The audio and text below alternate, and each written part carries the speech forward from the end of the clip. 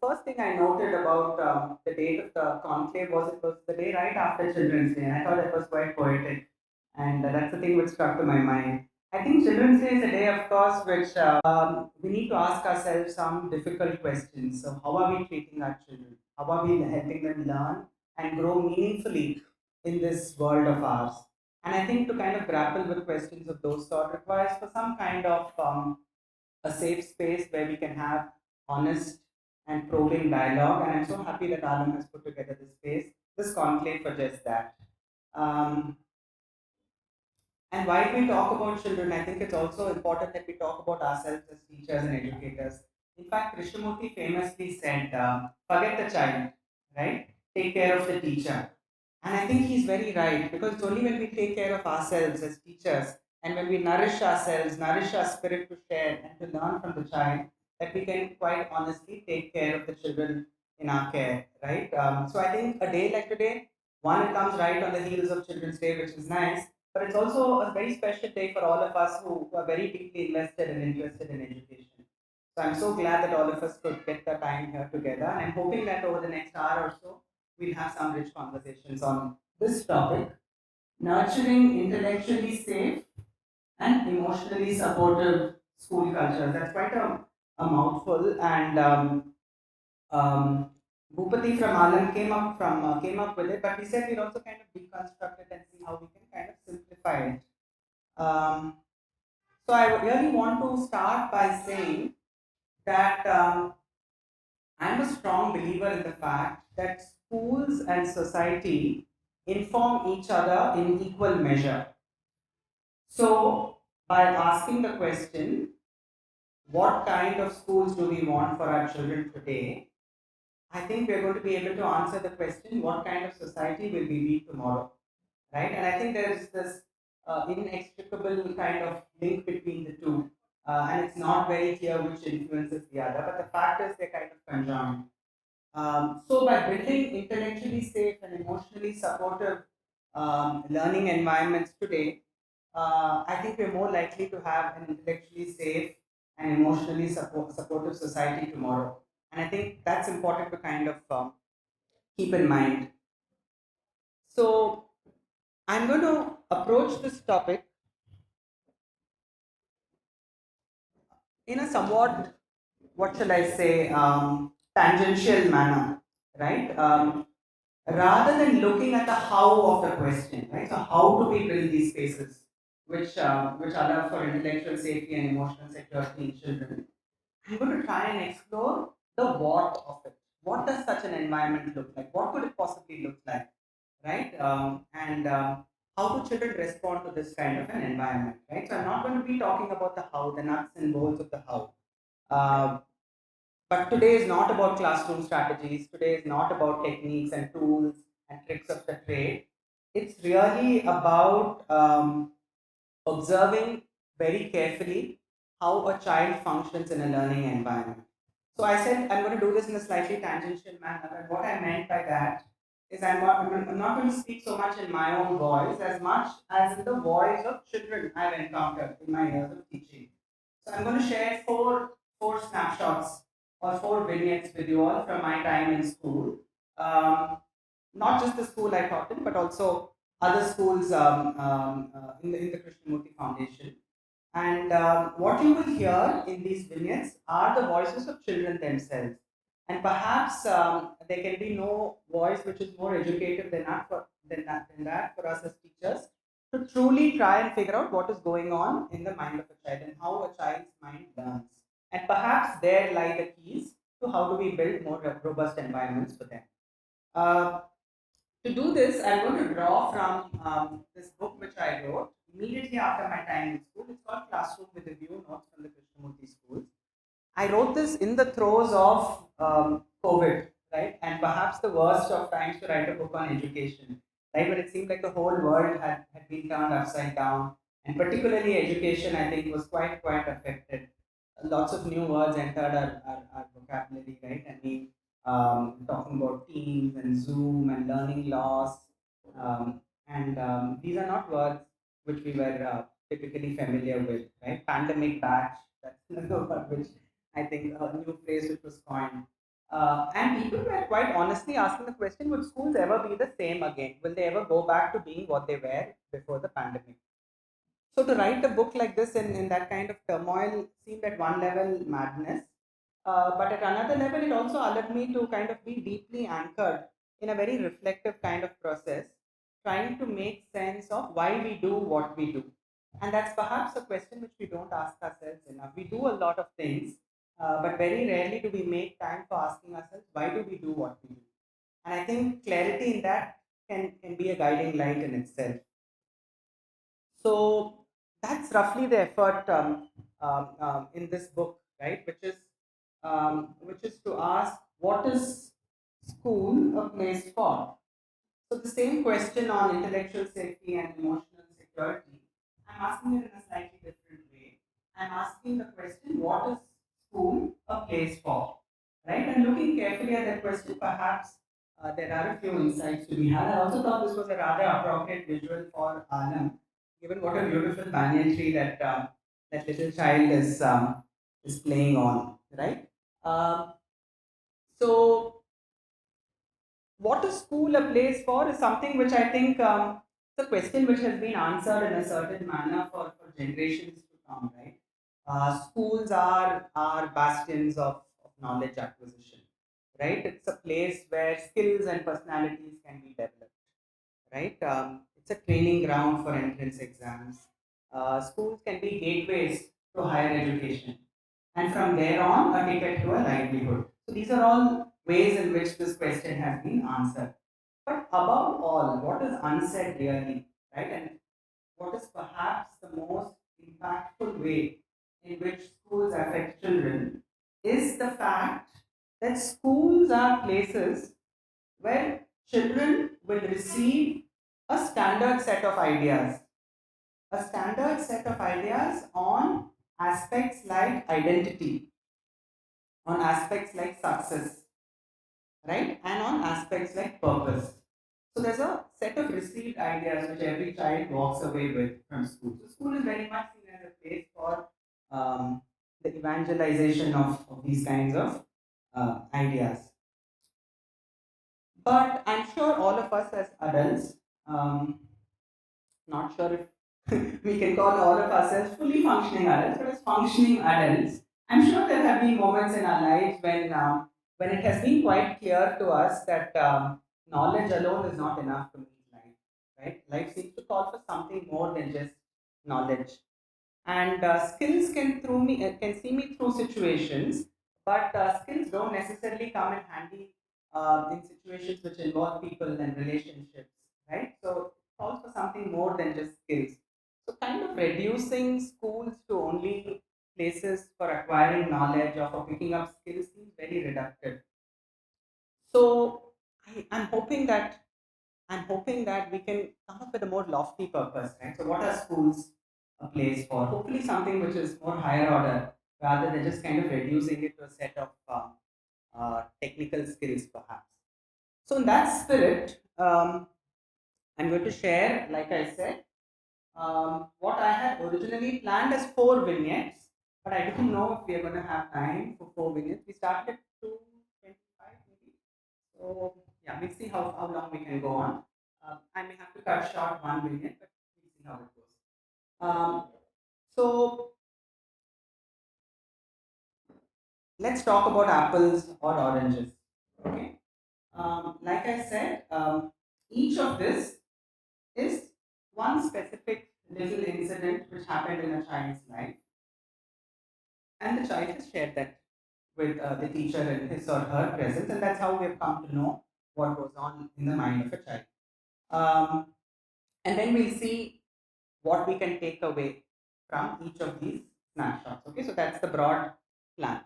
So starting with apples or oranges. So very early on in my research for this book, I came across this little anecdote of a 10-year-old girl, right, who was at one of the Krishnamurti schools, a boarding school.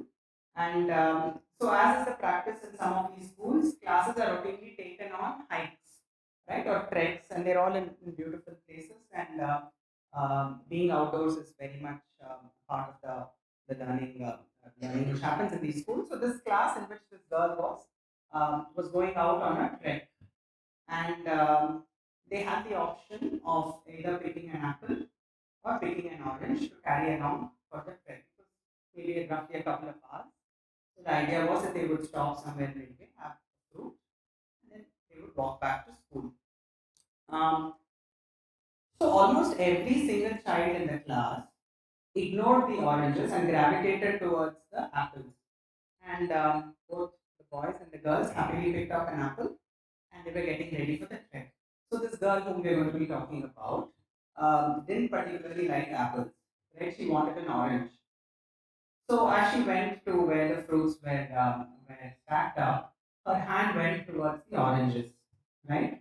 And just as she was about to pick up that orange, she hears the voice of a friend of hers, a classmate of hers. Oh, you're going to take oranges, right?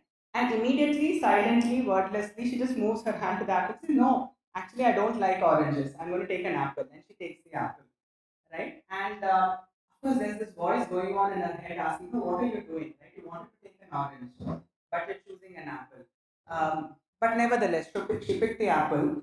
And the girl who asked her this question was one of the popular girls in the class, right? The one who clearly had some kind of influence in the peer group as well. So all of this must have been weighing on the girl's mind, but in a fraction of a second, the decision had been changed, right? So anyway, they go for the trek and they come on, right? And there's a question in the girl's mind, but it's not even clear what the question is. So anyway, let's move forward in time a couple of years. Now this girl is in class 7, I think. She's a 12-year-old now, and she's in class 7. And this time now it's time for something called Astachal, which is again somewhat unique to the Krishnamurti schools. Astachal is basically quiet time.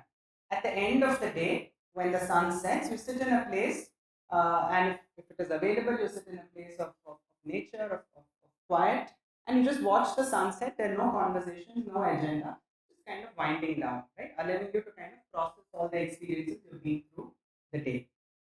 Not particularly popular amongst children, as you would imagine, right? Especially amongst the very young and amongst the older lot, the adolescents, which Jenny was talking about, right? Not really something which they look forward to at the end of the day at all. But then yet, in the spirit of doing things together, they really have no choice in this matter. But as usually happens, there are children who take matters into their own hands and decide that they don't want to do this, so they stay back in the dorms or something like that, or they kind of slip out and come back to the classrooms. And so this girl liked Astachal, and she was on her way to Astachal when again her friend, that same friend of hers who asked her whether do you want an apple or an orange, said, hey, let's bunk Astachal today, all right? Because it's fun to kind of disregard rules, right, and norms. But this girl said she didn't quite know what to say, but she knew that she liked Astachal and she didn't want to bunk. So, as much as she felt an involuntary voice in herself saying, okay, let's do it, somehow she paused and said, no, I really like Astachal. I want to go for Astachal. And then she looked at her friend's face, hoping to see disappointment, right? Or maybe even a face of mockery. But to her surprise, she found that it was not either of that. It was almost a look of acceptance and maybe even respect, right? That she could voice what she really felt. So the girl comes back at the end of the day after Astachal and then pencils in her journal that I don't know who's making the choices for ourselves.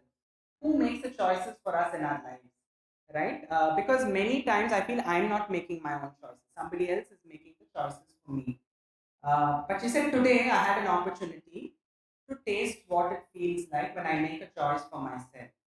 And I know now that the answers to the question who I am do not lie in the outside world, they lie deep within me, right? And that's something which I have realized today. And she signs off her journal note by saying, I want to know more of who I am, right? I'm interested in this. I'm interested in this process of self inquiry.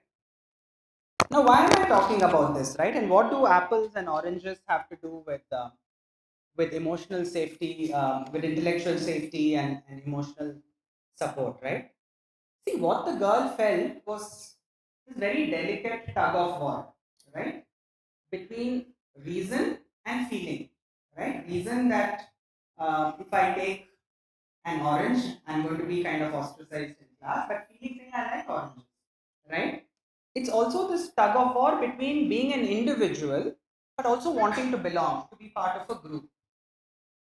It's a tug of war between being strong, which is following her own mind, but also feeling vulnerable, saying, I don't want to be alone, right? I also want to follow my heart and be with others. Actually, this is not so different from the worlds of us adults, right? I think we routinely go through these tugs of war which happen in us, right? These tussles. Because life eventually seems to come down to the central question saying, am I being true to myself, to who I really am? Or am I continually craving and seeking validation from an external source? Essentially, this is the dilemma which I think we as adults go through well into our adult years. So, what the girl was experiencing is not something very different. And this importance of understanding ourselves, right, knowing who we are and why we do what we do, is not a very new thought in philosophy. And it's been around, I think, for eons, right? I mean, right from Buddha, for example, in the East, or Aristotle in the West, right, or Rumi, or even more modern examples, Thoreau, for example, right, who walked away into the woods. Many thinkers have stressed that ultimately what centers us in our life is our own inner journeys. So, to that extent, it's not a very new thought, right? Or original thought, even. Yet, the irony is a large part of our lives we dedicate to the pursuit of knowing, doing, achieving, all in the outer sphere, right? But never in the inner universe which we inhabit. And we shepherd our children to do the same thing, right? And when we do it with a lot of zeal, we think we've actually done a good job of it, right? So, an environment in which this girl somehow found a deep reserve of strength to kind of dig in, right? And say, I'm going to pause and see what it means to be true to myself. An environment which allows for that, or an environment which allows for the child to find that strength. If you notice, there was no teacher in this story at all. The teacher had no role to play, right? It was all that girl and her own struggles, and eventually she finds her own kind of redemption in this, right? So, how do we allow for children to kind of grow into this confidence that they can be true to who they are? What are the kind of contexts we create? What are the kind of conversations we have? What are the things we say and we don't say, which in turn can influence how sense making happens in a child's mind? So, these are some things I think I would like you all to think about. All right. Um, so, on that note, let's move on to the second vignette. But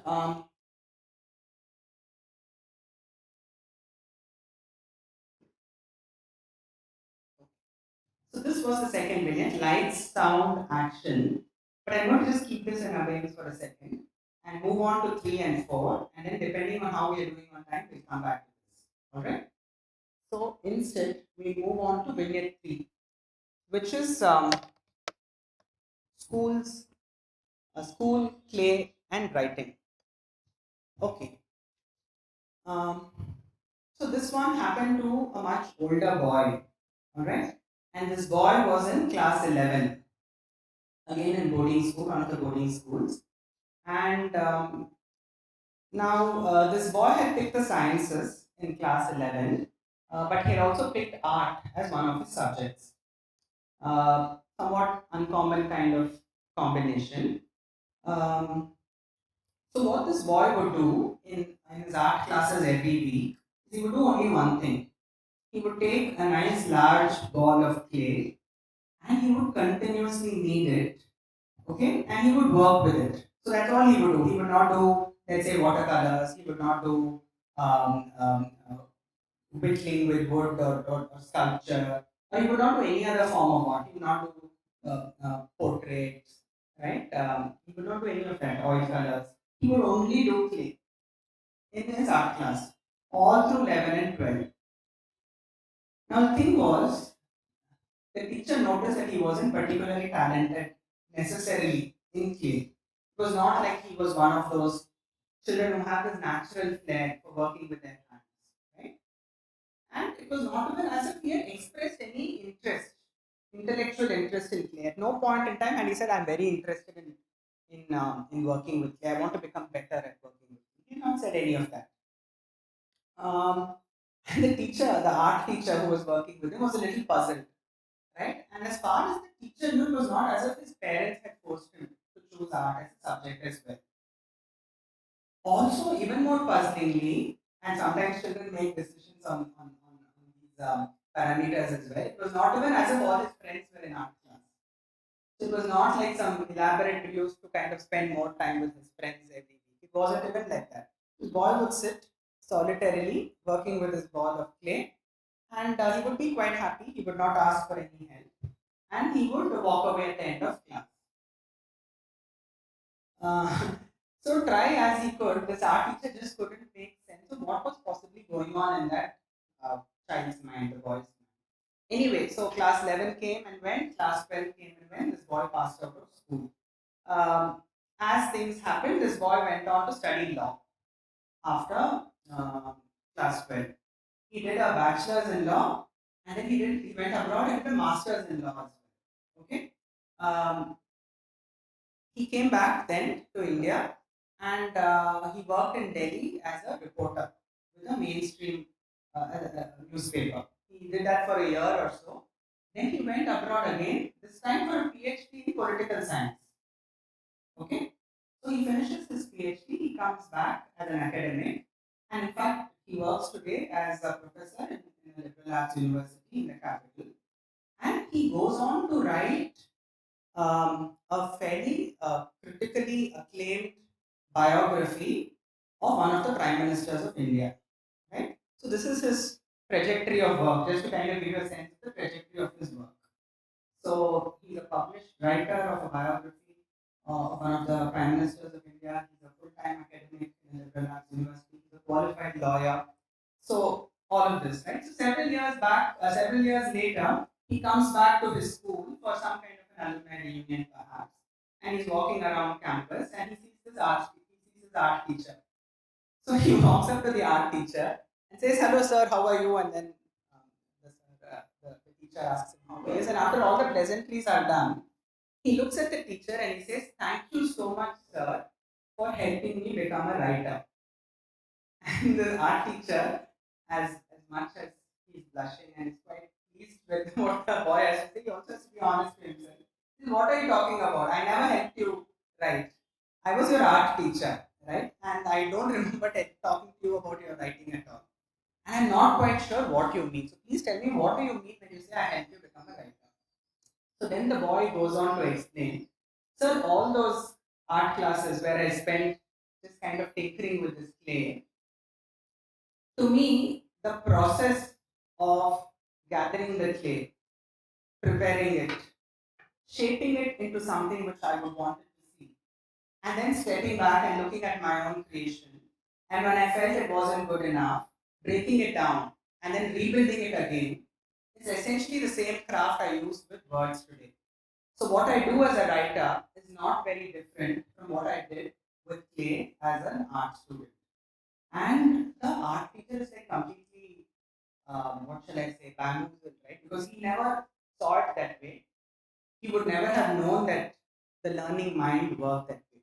But there was one feeling that the art teacher was left with at the end of the conversation. The feeling was one of extreme humility, at how little we know as teachers. We think we know a lot of our students and we think we know a lot of what goes on in their minds. But the feeling this art teacher was left with, I actually have very little. But yet he had played a role, right? And his role was a benign one, but a very valuable one, right? The opposite of benign is, of course, malign. So the fact that he didn't do anything was the greatest gift he could give to the child, right? And I think it allowed for a certain kind of sensitivity in that boy to kind of surface, to be in touch with his craft, to be in touch with his work and his motivation to do work, right? And Krishnamurti often spoke of this sensitivity as the highest form of intelligence, right? And he challenged educators to create learning spaces that would allow for this latent quality of sensitivity to kind of surface. So, what is a sensitive mind, right? And what is a sensitive mind? It is a mind that can be alert to all that operates outside of us, which is the way typically it gets defined, but also mind which is very alert to what is happening inside us, right? The ability to watch our own thoughts, our feelings, our state of mind, and how quickly these can change, right? At the drop of a coin, all of this can change, right? And this demands extraordinary attention, right? So that's the kind of sensitivity we're talking about. Um, and on that rare occasion, when the environment allows for this kind of sensitivity, for us to be in touch with ourselves, then there is a lot of clarity which can emerge, right? On our own likes, our dislikes, and the reasons for the two. Usually we know what we like and what we don't like, but it's not very often that we know the reasons why we like and we don't like, right? So there's a certain kind of seeing within within quotes which becomes possible.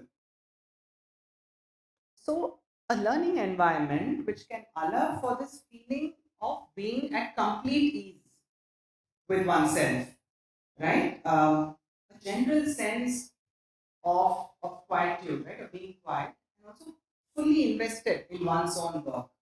That kind of an environment can be um, a trigger for being in touch with this kind of sensitivity.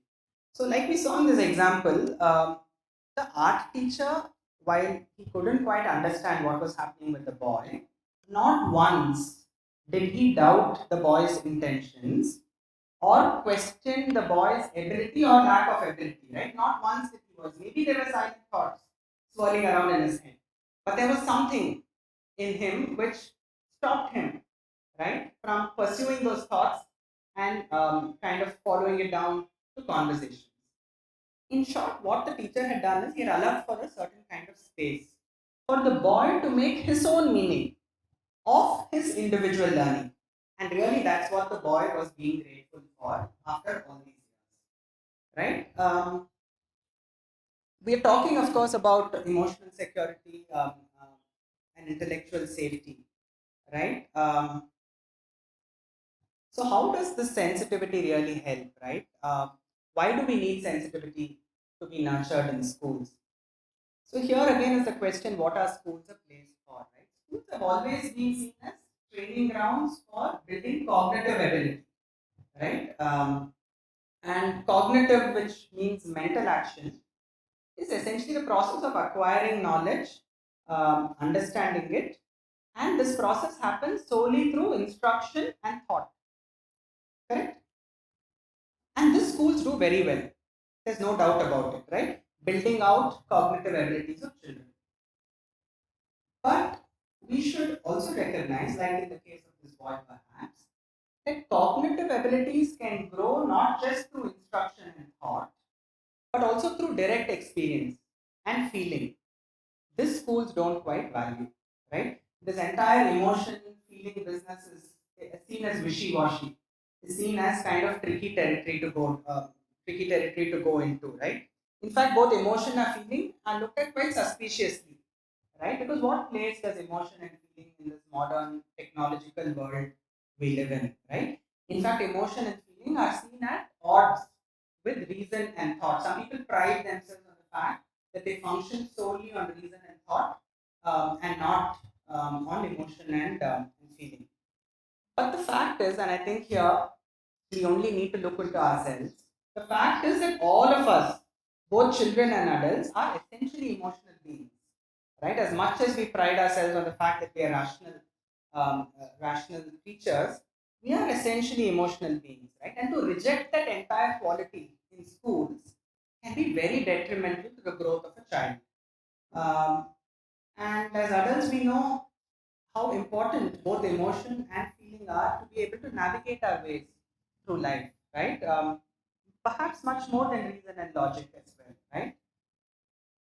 In short, allowing for that vital sensitivity to kind of surface in a child's life in school seems to be all important, right? So that's what this vignette hoped to kind of illustrate. So how much we have another 15 20 minutes. So I'm going to go on to vignette 3. Okay. So this is a pair of poems. I'll bring the poems up on the screen and we'll take some time reading it, and then we'll talk a little about it. Okay.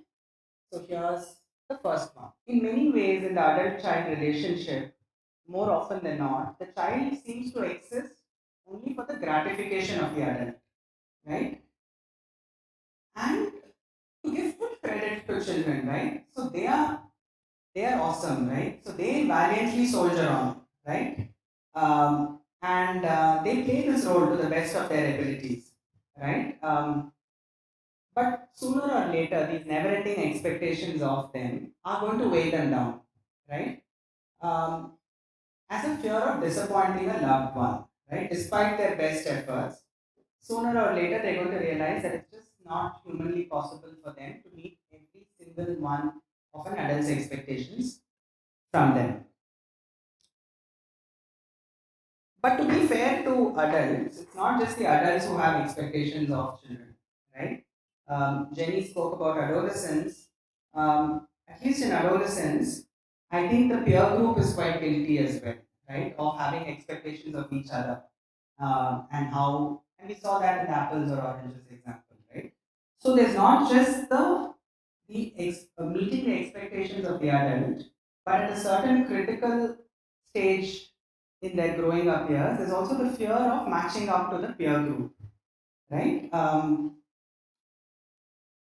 So what can this kind of um, continual fear do in someone, right? And we understand this; it's not something which we don't know of. Fear comes in the way of developing confidence, right, in ourselves, but also confidence in the other, right? Is that person out to get me, right? So neither do we have confidence in ourselves, nor do we have confidence in the other.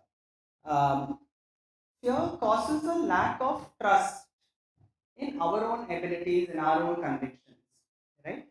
And it leaves us with a sense of persistent insecurity. Right? One feels insecure all the time. But the biggest casualty of fear, especially in a school, is that where there is fear, learning stops to be a source of joy, a source of wonder, and a source of emotional well being that learning really should be. Right? So, learning ought to give all of this to a child. It should give joy, it should give wonder, and it should leave the child with a sense of well being. Right? But where there is an environment um, where there is persistent fear, I think the biggest hit is this: learning ceases to be a joyful process. So then, of course, we ask ourselves the question: so how do we help a child kind of navigate this maze of expectations, rejection, disappointments, fears? And the sad truth is there's no easy answer, right? Because, like I said, schools and society inform each other in equal measure, right? And the fact of the matter is we're very much a part of society, right? And the way society has constructed itself, right, is by harnessing the power of fear in ensuring that people do the right thing and we function within that framework, right? So there's no silver bullet kind of solution to this. The only answer, therefore, seems to be for a school to be able to create an atmosphere, a secure atmosphere, where all these fears can be laid out there for everyone to see and talk about, not just for children, but also for us as teachers and parents. In fact, I think the biggest disservice we do to children as adults is we claim that we have no fear, right? More often than not. And we kind of poo poo away fear. But to have a conversation with a child which says that we are not outside of this. right? We have the same fears and we're grappling with all of these fears. And to be able to talk about it without any stigma attached to it or without seeing it as a sign of weakness, I think is very, very important. Because in a funny way, when we do this, we're essentially normalizing fear. We're saying fear is normal, it's there in all of us, and we can talk about it, right? And in the process of talking about it and sharing it with each other, the power, the hold which fear has over the individual can be diffused, right? To know that I'm not waging this lone battle against this fear, but it's something which everyone is, right? Is trying to figure the ways around. I think that is perhaps the best we can do. And when we do this, children are more likely to come forward, right? To air their thoughts and concerns and meet an adult halfway in this conversation, right? Because it's only when the child sees that the adult is just as vulnerable as he or she is the child prepared to meet the adult in conversation. Otherwise, it's a very stilted kind of, conversation where the child says what the adult wants to hear. I think somebody else mentioned it in the morning, right? They're quite adept at playing this game. But we don't want that, right? We want these authentic, honest conversations to happen. So, in other words, I don't think the answer is to talk down to children about fear, but to talk with children about fear, right? And that makes a world of difference. Whether we're talking down to them about fear or are we talking with them about fear? Uh, yeah, so when we talk about environments which are intellectually, emotionally supportive, right? Our effort, I think, is not really to help a child cope with fear, right? So that's a very popular word which everyone uses. How are you coping with this, right? But I'm not sure we want children to cope with fear. No, um, we want them to understand that first of all, no one is immune from fear, right? And in that approach, we want a child to draw its own strength, its own clarity, its own resilience and sustenance from within rather than becoming dependent on us to kind of cope with fear, right? So, like I said, we live in a world today where I think the whole world functions from a belief system that only when we employ fear can we bring about order, right? And a society which is just and fair. So, this is a central belief of how we have organized ourselves as a society. But I think schools can be a wonderful place to kind of question that assumption, right? That do we really need fear to kind of bring out the best in ourselves, really, right? And school can be a wonderful place to explore another approach to living differently in our fairly complex society, right? And perhaps that's the best we can do, and that's all we should do, right? Rather than trying to do something fancy.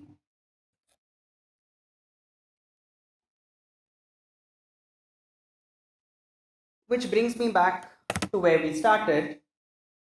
So, what is school really a place for? We saw three vignettes, right?